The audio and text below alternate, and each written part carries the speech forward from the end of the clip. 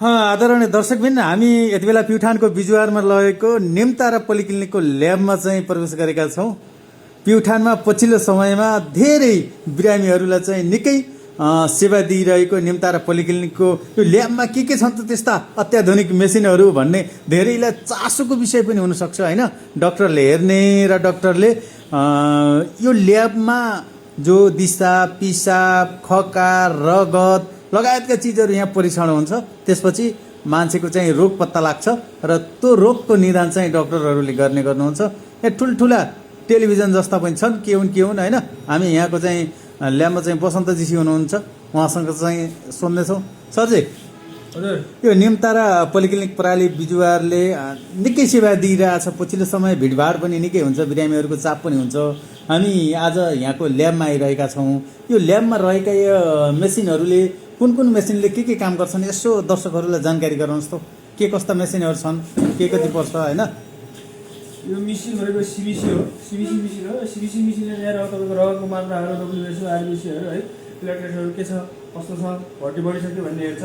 यसले चाहिँ सिबिसी मेसिन हेर्नको लागि ब्लड मिक्स गर्ने काम गर्छ। यसलाई रोलर भनिन्छ। यो चाहिँ HbA1c मेसिन हो। यसले ब्लडको 3 महिनाभन्दा अगाडिको सुगरहरू कस्तो छ लेभलहरू भनेर हेर्न परेको हुन्छ। यो चाहिँ चेक गर्नलाई एकदम इम्पोर्टेन्ट चिज सेन्ट्रिफ्युज मेसिन हो। ब्लडलाई घुमाएर रोटेट गरेर सिरम निकालेर हामीले चेक गर्छौँ। यो चाहिँ हाम्रो बायोकेमिस्ट्री एनालाइजर भन्छ, सेमी एनालाइजर भन्छ। यसले सिम तपाईँको सुगरहरू युरिक एसिडहरू भयो होइन, LFT RFTहरू हुन्छ। यो दुइटै हो। यो चाहिँ इलेक्ट्रोलाइट हो। शरीरमा भएको नुनको मात्राहरू है के छ कस्तो छ सोडियम पोटासियमहरू हेर्ने काम गर्छ। यो चाहिँ किलिया भन्छ यसलाई। यसले हर्मोनहरूको चेक गर्छ। जस्तै TRPहरू भयो, vitamin B, vitamin B12, vitamin के प्रोल्याक्टिन हर्मोनहरू होइन, एन्टिसिसिबीहरू बातकोहरू सब गर्छ है। यो चाहिँ भयो।